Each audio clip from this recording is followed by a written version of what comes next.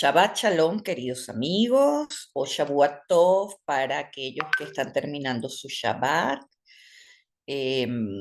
Hoy nos toca estudiar la Parashá Tazria y bueno, es muy importante que esta porción la dediquemos a la paz del mundo.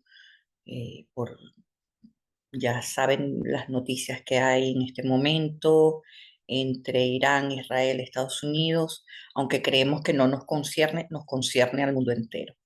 Así que vamos a dedicarla a que esta luz que estamos descendiendo, porque todo lo que hacemos, que es mitzvot, contribuye a la luz del planeta, que esta luz que estamos descendiendo, pues contribuya a la paz, así como hay tantos otros shiurim que se están dando en el mundo para que la paz descienda, para que la paz se reinstaure en el mundo. Entonces, la parashá Tazria comienza así. Y le dijo el Eterno a Moisés, diles a los hijos de Israel, si una mujer concibe y ha dado a luz a un hijo varón, quedará impura 7 días. Será impura como el tiempo de su menstruación. Y el día octavo será circuncidado el prepucio del niño. Ella permanecerá durante 33 días purificándose de su sangre. No tocará nada sagrado y no entrará al santuario hasta que cumpla los días de su purificación. Pero si da a luz a una niña, será impura 2 semanas, como en su menstruación, y pasará 66 días purificando de su sangre. Aquí tenemos una porción que es corta, pero es difícil de interpretar debido a los aspectos técnicos que hay en ella. Lo primero son las reglas de la impureza del nacimiento. Pareciera misoginia de la Torá, pero como todo en la Torá, es lo contrario de lo que parece. Ya saben que la misoginia es el desprecio a la mujer o a darles el estatus a la mujer o rechazo a que la mujer tenga una, una posición, o sea, es un desprecio a la mujer. Por otro lado, también en esta porción vemos que el sacerdote parece más bien un médico que debe examinar síntomas, afecciones, hacer un diagnóstico y aplicar un tratamiento. Pero vamos a analizar una cosa primero y después la otra. Vamos primero con la parte de la impureza de la mujer. ¿Por qué una mujer que da a luz se convierte impura? Esa es la primera pregunta. No tiene lógica. La mujer está cumpliendo con la mitzvah de dar hijos. ¿Por qué esto la impurificaría? Entonces, no se trata que el nacimiento de un bebé vuelve impura a la mujer. Es el parto el que nos vuelve impuros. Y ya vamos a ver la diferencia. Esto se basa en un principio básico de la vida. Es donde hay vida, hay pureza, y donde hay pérdida de la vitalidad, hay impureza. Ya allí tienen la respuesta, pero vamos a analizarla un poco más. El asunto es que mientras la mujer está embarazada, dentro de ella hay doble vitalidad, la de ella y la de una criatura que está formándose dentro de ella. Entonces, si nace un bebé varón, la mujer queda impura 7 días porque perdió vitalidad. Es decir, el bebé salió, ahora tiene la mitad de la vitalidad que tenía antes de estar embarazada. Pero considerando que una hembra es también portadora en sí misma de vitalidad, es decir, que una hembra Gracias, Cristi.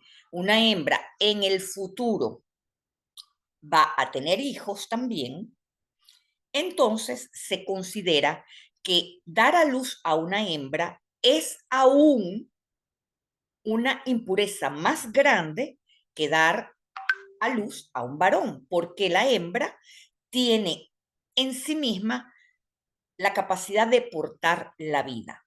Como se pueden dar cuenta, entonces, es todo lo contrario de lo que se interpreta, como que si dar a luz a un varón la hace más santa que dar a luz una hembra, y es lo contrario, o sea, dar una luz a una hembra es más importante porque la hembra tiene la capacidad de generar la vida y por eso pasa más tiempo impura. Espero que esto les quede claro. Ahora, en los comentarios hay razones, ¿verdad? Que nos ayudan a resolver, inclusive bajo este mismo principio, uno de los más grandes enigmas de la humanidad. ¿Quién fue primero, el huevo o la gallina? Y aunque ustedes no lo crean, aquí tenemos la respuesta. Porque Rashi dice, si la mujer emite semilla primero, dará a luz un hijo varón. Pregunta, ¿cómo es esto? Se supone que una mujer no es la que emite la semilla, pero estamos equivocados. El Rambam aclara que la intención de los rabinos no era decir que el niño se formará a partir de la semilla de la mujer, porque aunque la mujer tiene órganos generativos, que son los ovarios, y los órganos generativos de la mujer son iguales a los del hombre, la diferencia entre la mujer y el hombre es que en el hombre hay una cosa que se llama el ili, que es el fuego, es el calor. Entonces, dice, aunque la mujer tiene órganos generativos como los del hombre, la semilla no es formada por ellos en lo absoluto. Esa semilla no es gruesa y no aporta nada al embrión. Más bien, los rabinos usan el término ella emite semilla, es decir, la mujer emite semilla, con referencia a la sangre del útero que se acumula en la madre en el momento de la consumación del coito. Es decir, se adhiere a la semilla del varón. ¿Qué quiere decir esto, mis amigos? Que cuando el espermatozoide va y se encuentra al óvulo, hay un cúmulo de sangre que está en el útero de la mujer que se adhiere al espermatozoide y es eso lo que permite que haya la formación de las células que van a luego ser el bebé futuro, ¿verdad?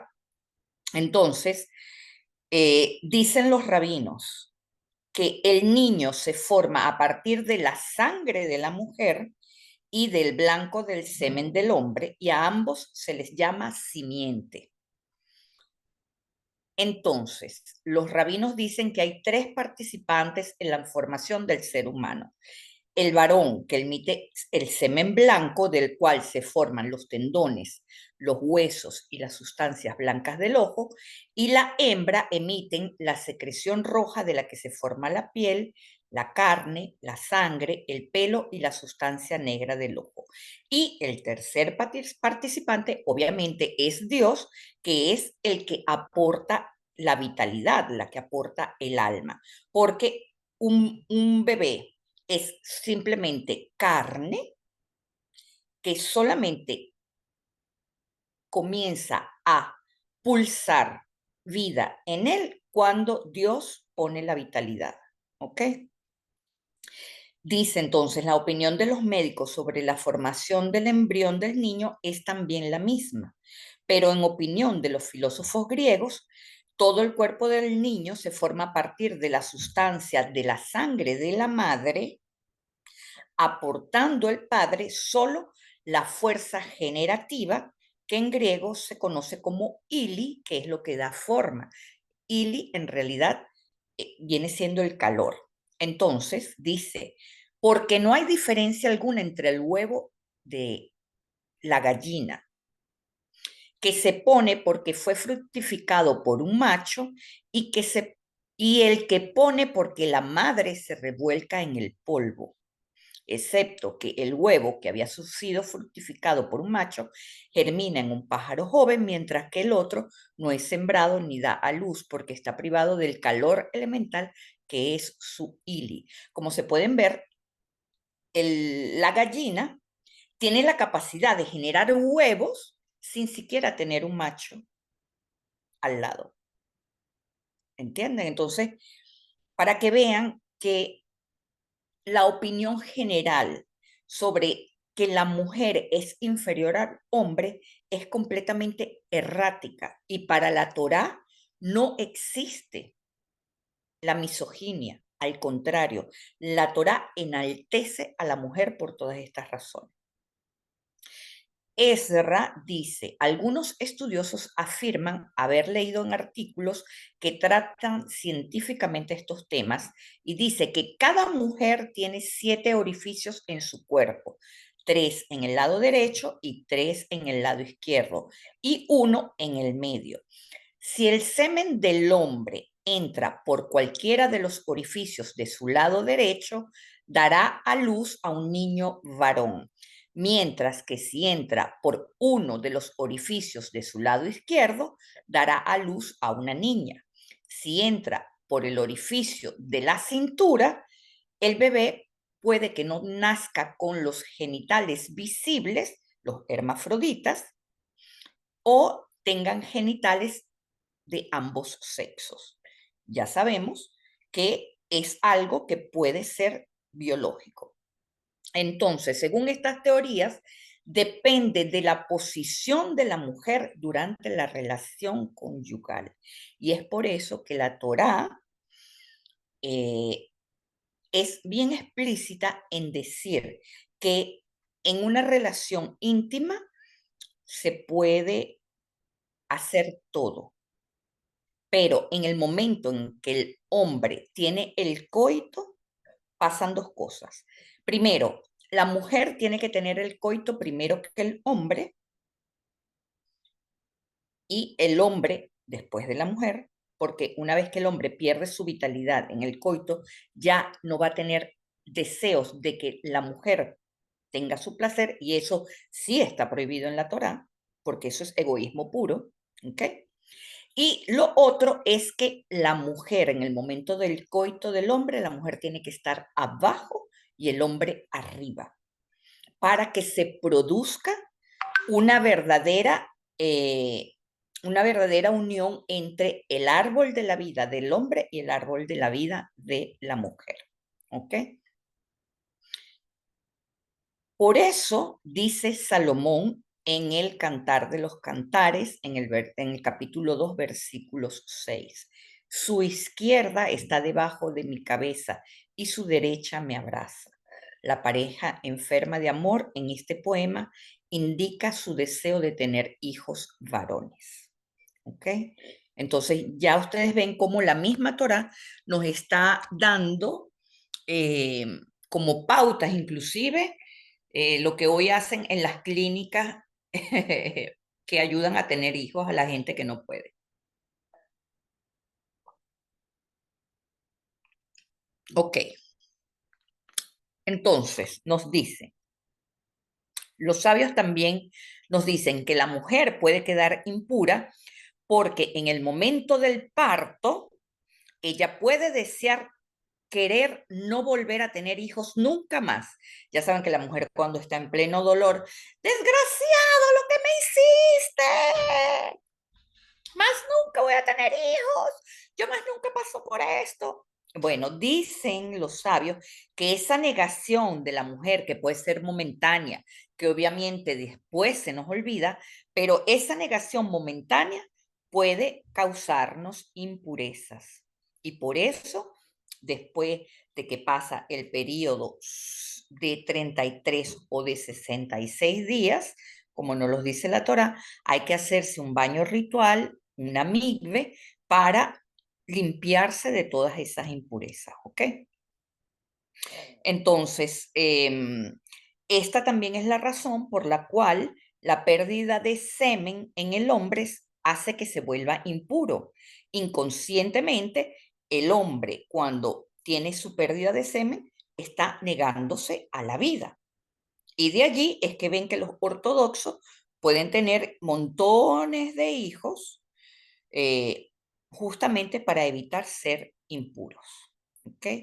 Esto no quiere decir que uno tiene que llenarse de hijos, no, pero, por ejemplo, hay que evitar hacer pérdida de semen en los caballeros cuando, por ejemplo, em, eh, a través de la masturbación, ese tipo de cosas, a través de imágenes pornográficas, ¿ok? La mujer puede tener ¿cómo se llama? Su método de esterilización y pueden tener una relación íntima con perfecta normalidad sin que el hombre tenga necesidad de tener pérdida de semen, ¿ok? Que es lo ideal en una pareja que quiere mantenerse unida, en una pareja que quiere mantener eh, relaciones familiares armónicas, porque cuando hay interrupción en esto, interrupción en alguna de estas cosas que les he hablado, eh, el árbol de la vida se corta entre uno y otro y el árbol de la vida se corta entre uno y otro y entonces a partir de allí energéticamente ya se produce un cambio que hace que empiece a fracturarse las relaciones y empieza desde el mundo de la energía. ¿Ok? Entonces, también en la impureza de la mujer hay un profundo sentido inconsciente. Por ejemplo, cuando una mujer está embarazada, todo el mundo la felicita, la cuida, la protege y toda la atención está sobre ella.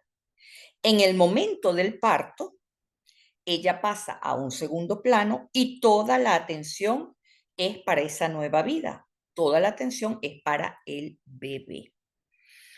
Además, la mujer durante los 9 meses ha segregado una cantidad de hormonas que se producen durante la gestación y en el momento del parto deja de producirse. Entonces, se produce como una abstinencia, el síndrome de abstinencia, igual como sucede con las drogas, pero esto es químicamente, es una cosa hormonal. Entonces, químicamente se produce esta carencia y eso hace que la mujer pueda tener esa depresión postparto que de forma inconsciente hay muchos factores que influyen. Por ejemplo, la mujer pierde su forma bonita en el cuerpo o lo que es para nosotros bonito, ¿verdad? Entonces, esa pérdida de vitalidad, esa pérdida de atención, inconscientemente puede traducirse en una depresión postparto que refleja su estado de impureza interna. La Torá entonces nos enseña a ser más sutiles con una mujer que acaba de dar a luz a una criatura. Hay que darle la razón en todo lo que dice. No se puede contradecir. En el judaísmo la mujer recibe regalos, recibe joyas por dar a luz y eso la ayuda a equilibrar el sentimiento de pérdida que está teniendo. ¿Ok? Entonces, aquí tenemos una manera en cómo nosotros que siempre conocemos a alguien que ha dado a luz, yo que reconozco que como abuela, mi hija ha pasado a un segundo plano porque todos son los bebés, tengo que corregir, darle una atención equilibrada tanto a la madre como a los niños. ¿Ok? Ok, entonces, el centro profundo de esta porción es la pureza o la impureza, tema que comenzamos a tratar la semana pasada cuando se hablaron de los animales kasher y tamé. Vimos la semana pasada que el Talmud nos enseña que el valor central de la Torá reside en la indagación en el cuestionamiento y la interpretación, y que todo lo demás gira en torno a este valor fundamental. Sabemos que los animales kasher no son depredadores, es decir, la mayoría de ellos entra dentro de la categoría de herbívoros y por lo tanto no usan la violencia para alimentarse. El principio de esto es superar nuestra animalidad interior y no introducir en nuestro cuerpo ninguna información o energía que incite a seguir impulsos animales, a ser violentos y a ser agresivos. ¿Ok?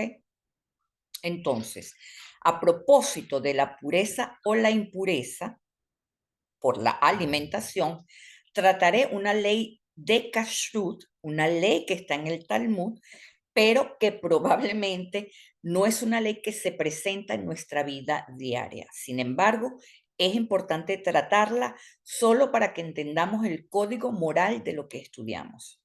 La Torá da ejemplo de animales, aves y peces que se pueden comer y de aquellos que están prohibidos. Pero, ¿qué pasa con los seres humanos? Los seres humanos no estamos en la lista de animales prohibidos. Y si saben cómo es la halajá, se dan cuenta que no, la halajá no pasa, la ley no pasa ningún detalle desapercibido. En otras áreas de la halajá no se consideran animales al ser humano. Entonces, quizás en realidad somos kosher realmente.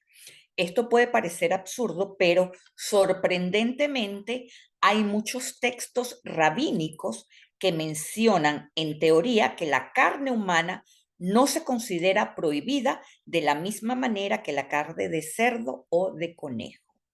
Una prueba de ello es que existe un principio alágico que dice, cualquier cosa procedente de un animal prohibido está prohibida y cualquier cosa que procede de un animal permitido está permitida. Esto está en la Mishnah Berjot 1:2. Las vacas entonces son kosher, por lo que su leche es kosher también.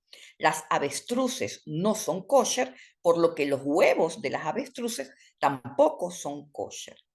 Entonces, ¿qué pasa con la leche humana? Afortunadamente, para los bebés, la leche humana, sin lugar a dudas, es kosher, por lo que los rabinos sugieren que según el principio que acabamos de citar, la carne humana también sería kosher. Sin embargo, las fuentes no están de acuerdo sobre si la carne humana estará prohibida por otros motivos o si simplemente se trata de un mandamiento rabínico, que es un mandamiento inferior a los mandamientos que están explícitos en la Torá. O si simplemente está bien comer a seres humanos. En realidad hay tres opiniones en los textos rabínicos. En su introducción a comentarios sobre las leyes del kashrut, el rabino Moshe Shmuel Glasner, por eso se los quise dar con nombre y apellido, aborda este tema. El Rav Glasner fue una destacada autoridad alágica en Hungría en el siglo XIX y fue bisnieto del Hatan Sofer, el fundador de lo que hoy llamamos el movimiento ortodoxo, para que vean que no son tan ortodoxos como uno piensa. Entonces, la introducción a su comentario es un trabajo fascinante sobre los principios meta-alágicos, es decir, lo que hay mentalmente o energéticamente detrás de las leyes que los rabinos imponen. Y dice, y en lugar de la innovación y la creatividad dentro de las tradiciones alágicas, él escribe lo siguiente. Según el Rambam, la prohibición de consumir carne humana solo transgrede un mandamiento positivo, a diferencia de la transgresión de un mandamiento negativo que es más grave.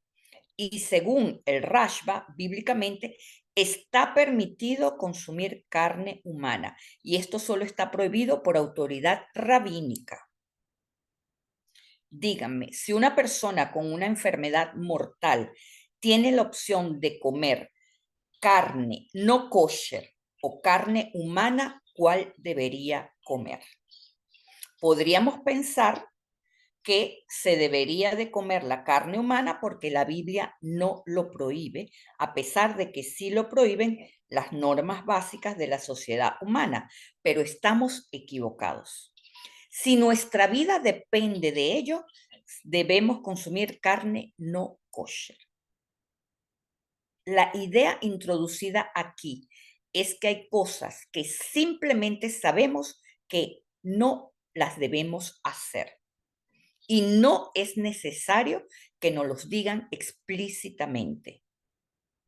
Este sentimiento de simplemente saber es subjetivo y es por eso que muchos se sienten incómodos con la idea de pensar por sí mismos y prefieren el lenguaje de lo que está y no está permitido o el lenguaje de lo que está bien y de lo que está mal. Pero confiar, en el lenguaje jurídico es también peligroso. Es decir, todos los extremos son negativos. No todas las situaciones se pueden resolver mirando la Torá y mirando las leyes. A veces hay leyes que pueden usarse como excusa para no hacer simplemente lo correcto. Por ejemplo, imagínense que hay un hombre que por alguna razón ve llorar a su mujer. Entonces, le llega la hora que tiene que irse a la oración de la tarde porque ese es el precepto, esa es la ley. Entonces el hombre se vuelve intolerante y se vuelve impaciente porque la tristeza de la mujer le está haciendo que incumpla la ley de la Torá, ¿verdad? Entonces él le dice a su mujer, apúrate, termina de llorar porque voy a llegar tarde. O simplemente la deja llorando en lugar de atenderla y consolarla. Entonces, este hombre está cumpliendo con la alajá, con la ley, pero no está cumpliendo con la Torá. Además, el sentido común nos pide responder ante una situación que si se arregla nos dará paz en el hogar y si no, la mujer va a odiar tanto a su marido que la mujer guarda en una cajita el resentimiento y algún día eso explotará. Por eso es muy importante resolver cada cosa en su momento. Y una de las cosas que Dios, si podemos decir, nos pide es que enfrentemos todas las situaciones en el momento presente y que se resuelvan para que la paz en el hogar se restablezca. Es decir, lo primero es la paz en el hogar. Y según algunos rabinos, esto se llama el Ratzon HaTorah, la voluntad de la Torah, que describe aquellas situaciones en las que lo correcto no se encuentra ni en la Torá ni en las leyes mismas. ¿Ok? Entonces tenemos que tener esto muy presente. Y hay mucha gente que no vive, que no tiene vida de pareja, pero eso no quiere decir que su rabia no afecta la paz de su hogar. Falso. Todo lo que hacemos, y lo vamos a ver en esta porción, o sea, cualquier impureza que entra en nuestra vida se va degradando de tal manera que pasa, que va desde la humanidad hasta las paredes de nuestro hogar, ¿ok? Entonces, tenemos que entender que muchas de las decisiones que tomamos usando como excusa las mitzvot, la religión o la razón, entre comillas, nos lleva a la amplificación de nuestro propio ego y de nuestras fantasías, que se apoyan en un Dios infantil e imaginario, que no es el verdadero Dios amoroso del cual debemos enamorarnos, valga la redundancia.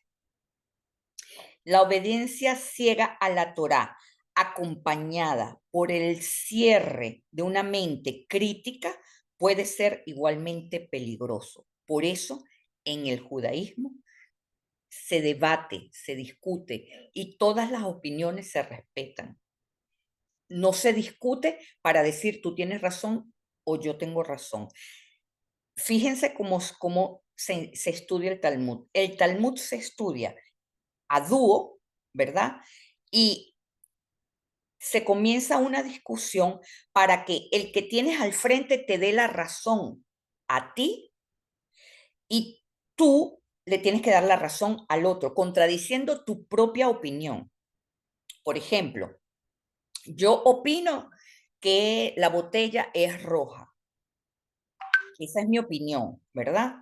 Entonces, yo misma tengo que ser crítica de, bueno, pero tiene la tapa amarilla, eso quiere decir que no es totalmente roja, entonces el otro tiene que decirme, no, tú tienes que ver que tu opinión es correcta porque la mayoría de la botella es roja y si vas a hacer una descripción general de la botella, tienes que calificarla de roja. Ahora, si entras a los detalles, entonces dices la tapa es amarilla, la tapa es...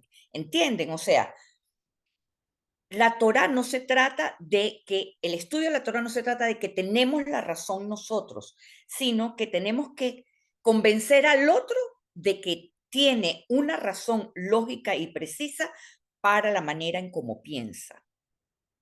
¿Ok? Entonces,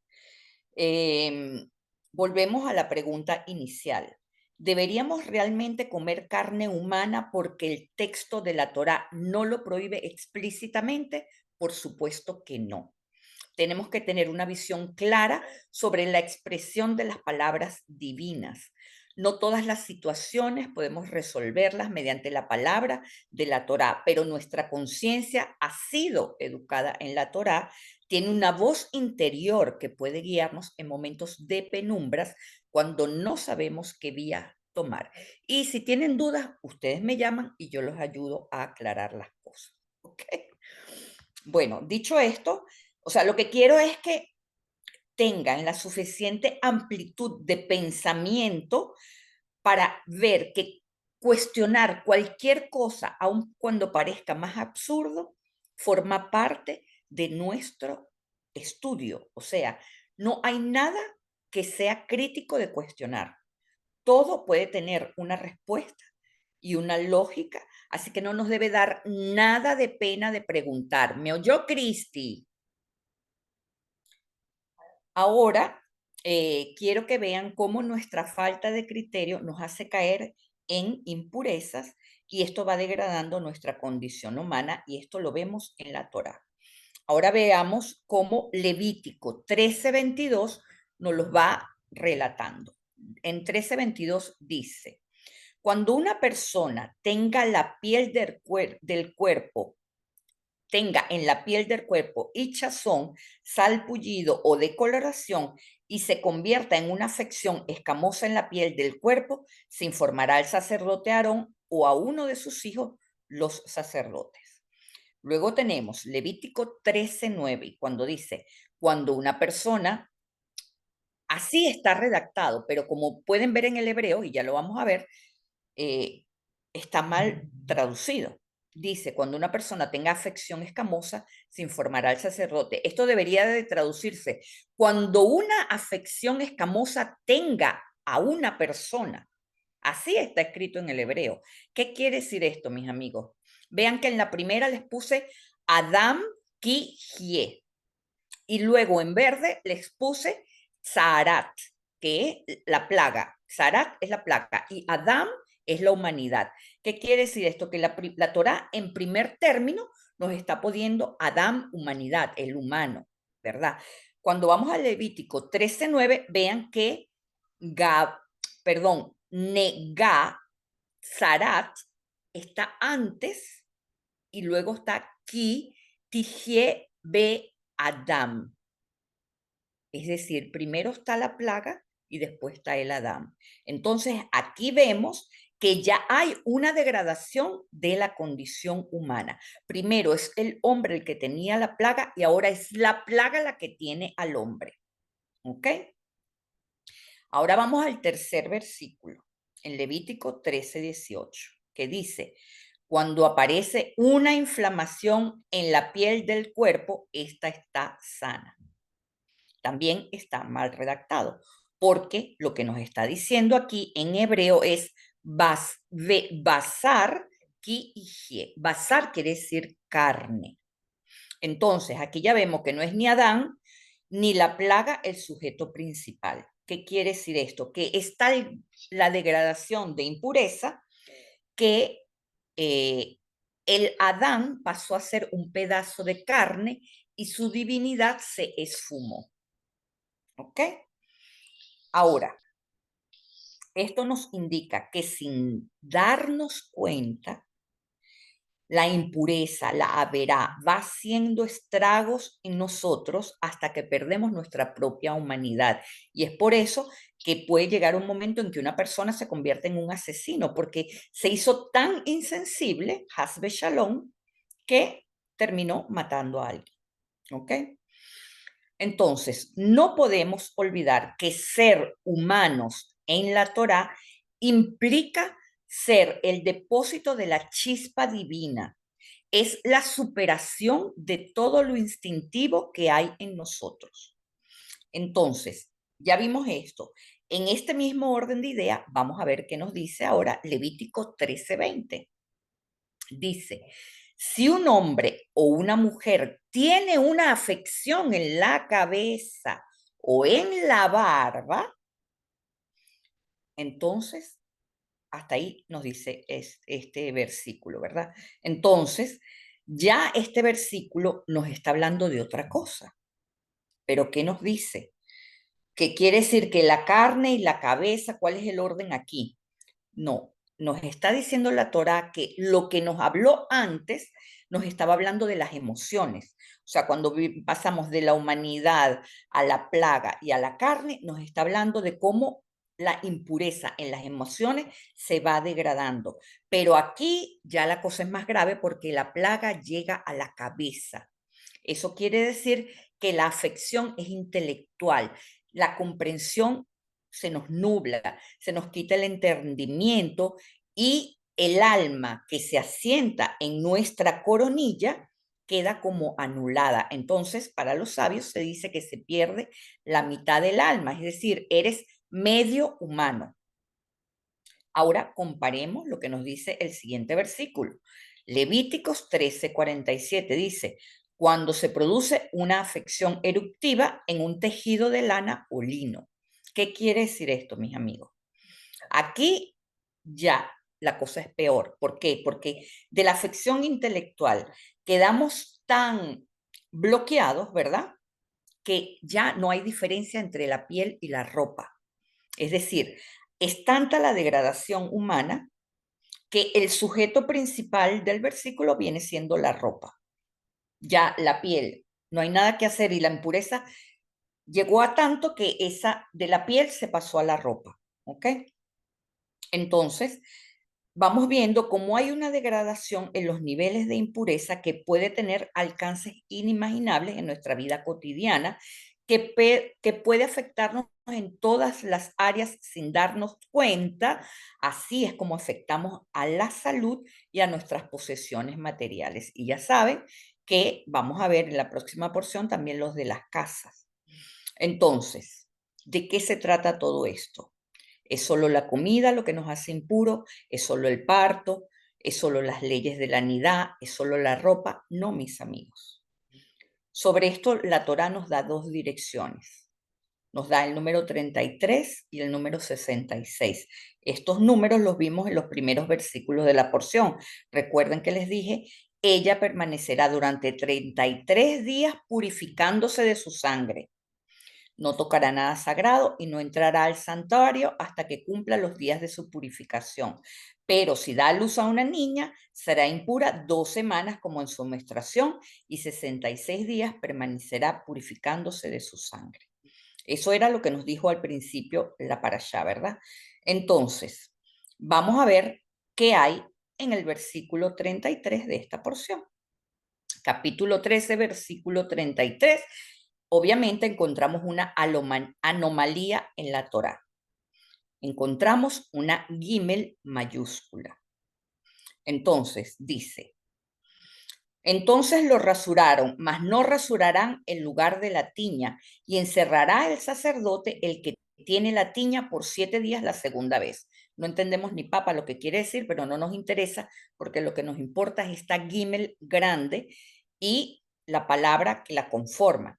Esta gimel, que significa rasurar, porque está en la palabra itgalaj, tiene un significado importante. Itgalah quiere decir rasurar, ¿verdad?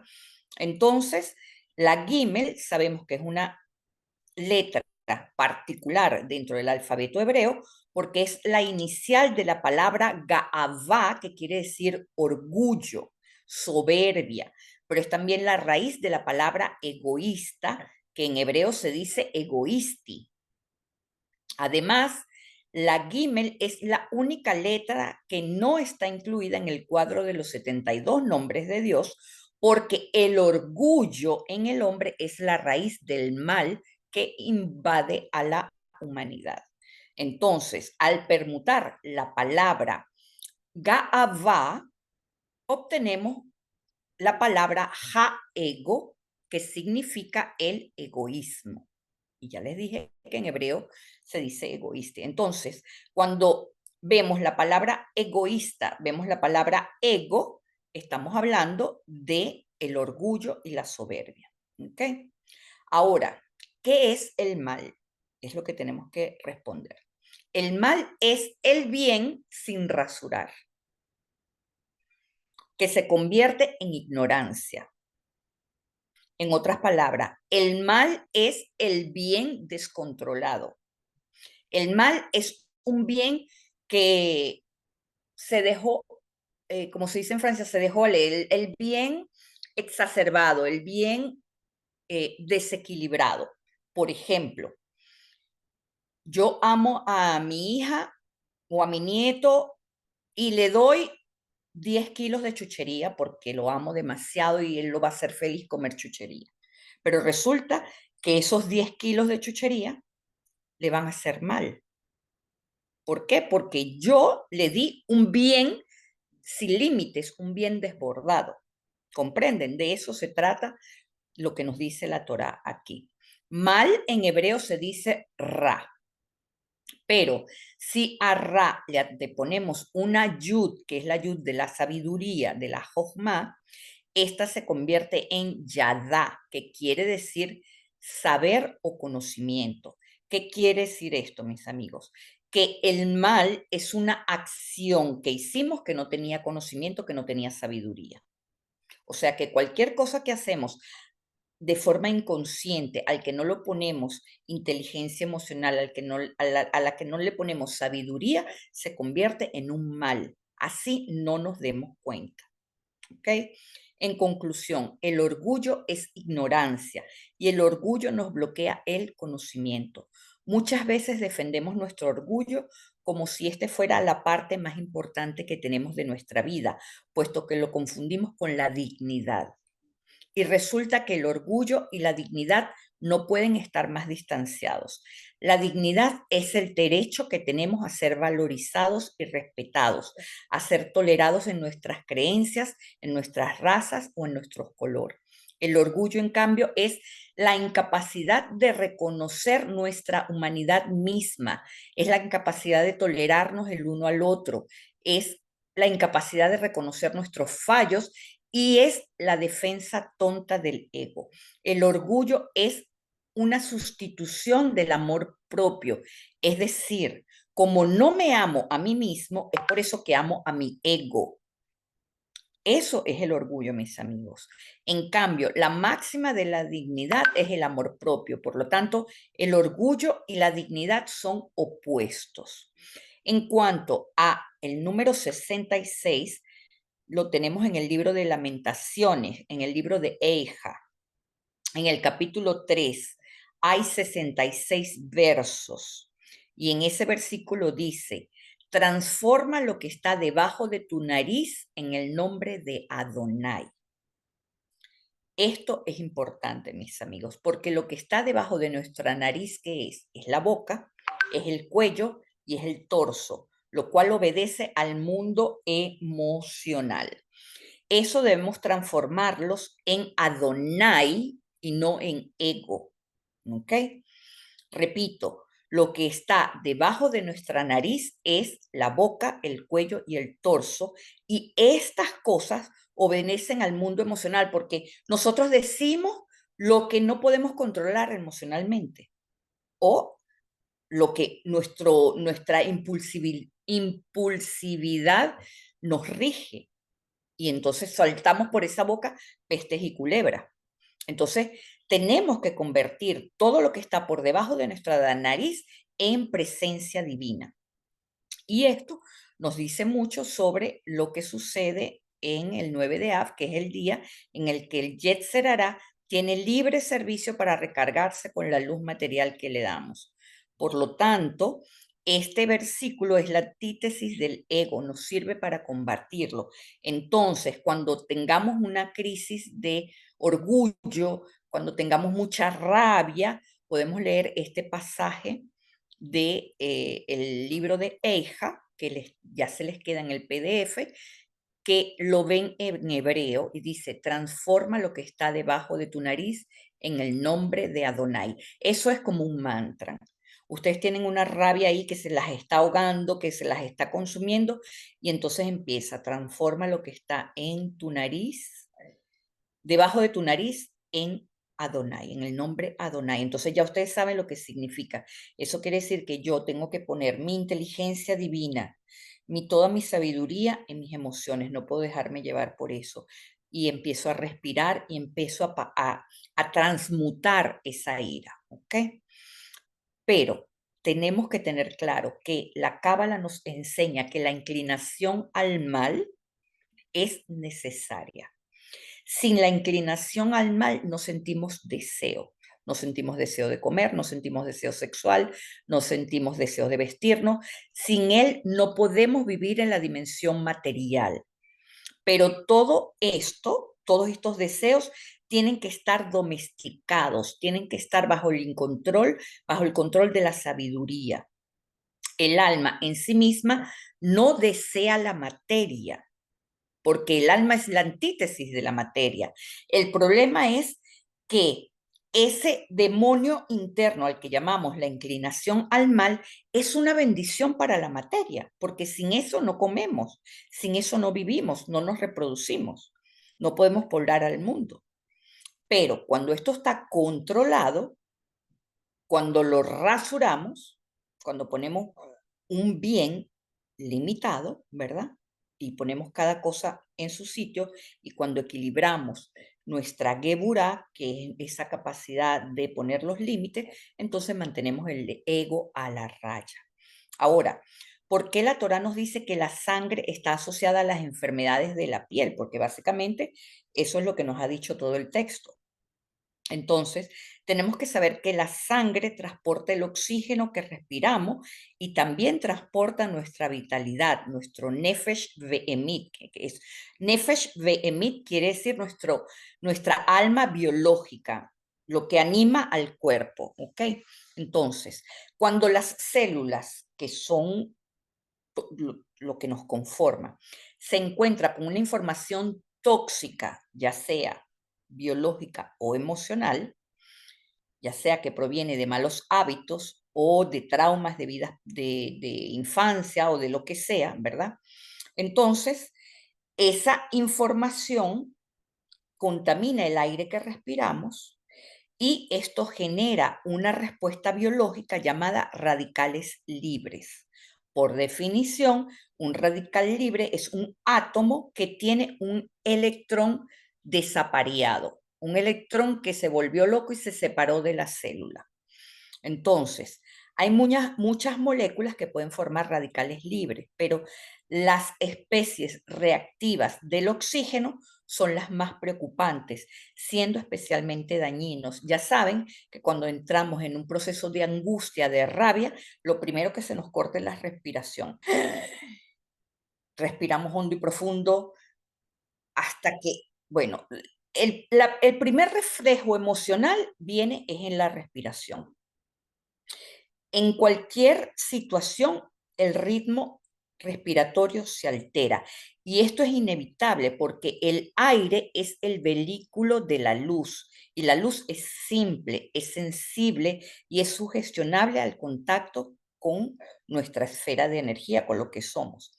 Entonces, así que cualquier cosa que atravesamos penetra a nuestra sangre a través del oxígeno que respiramos. un problema que vimos, una noticia mala, penetra a nuestra célula a través del aire que respiramos. Los radicales libres se producen continuamente y de forma natural en nuestro organismo. Esto no es preocupante. Lo inquietante es que se pierde el equilibrio entre los radicales libres y nuestra capacidad de neutralizarlos, porque naturalmente tenemos esa capacidad. ¿Ok? Permisito que voy a tomarme aquí un poquito de té.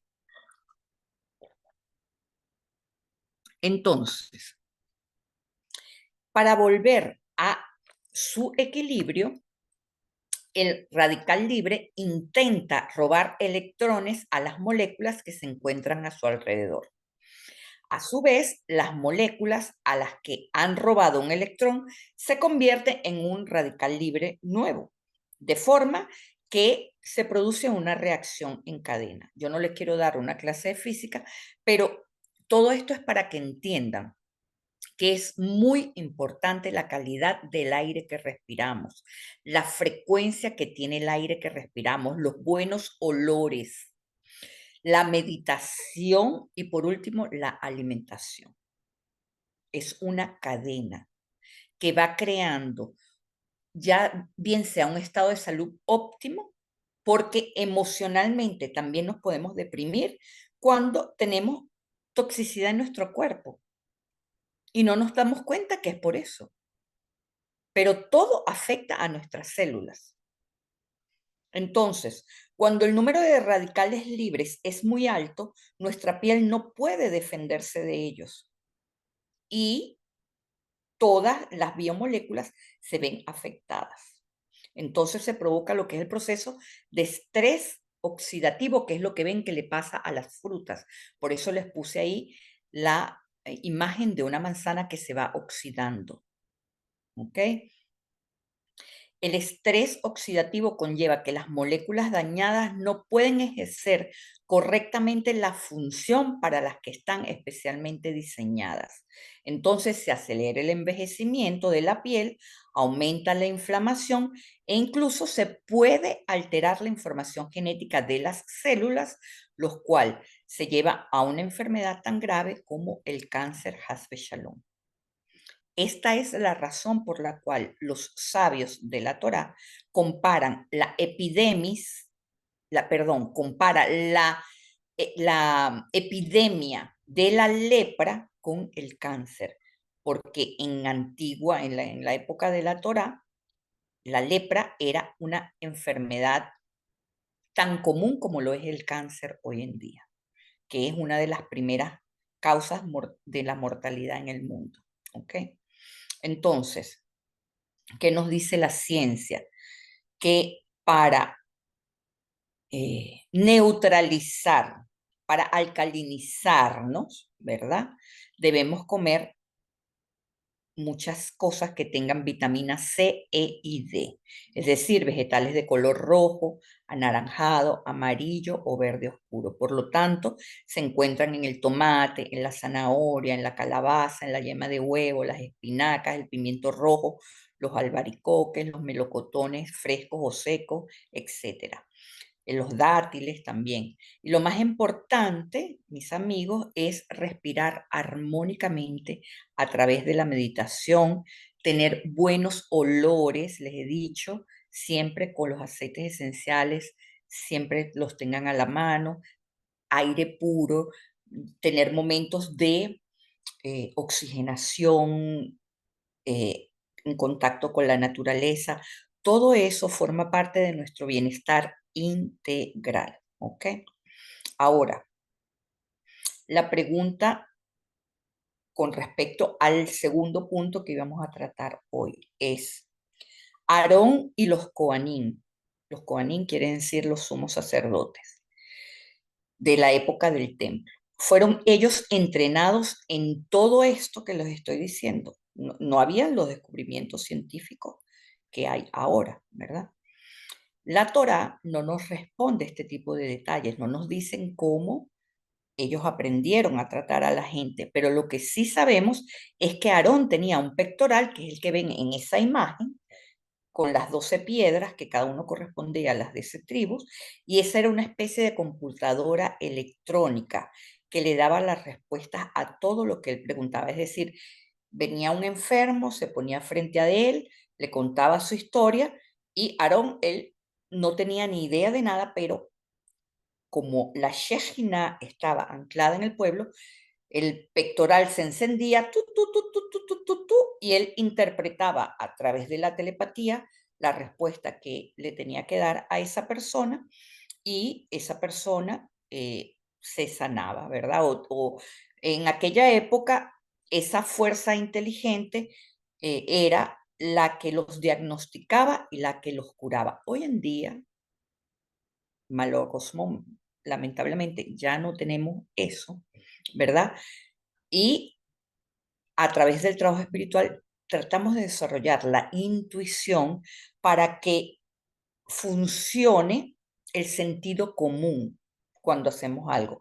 Cuando Hasbe Shalom se destapa una enfermedad, no solamente podemos ocuparnos de tratarlo con la ciencia, no podemos abandonar a la ciencia, está prohibido abandonar a la ciencia, pero hay otras cosas que tienen que acompañar la sanación, porque una enfermedad es solamente el resultado de una situación de impureza que se fue degradando a tal punto que enfermó a todos los niveles del alma.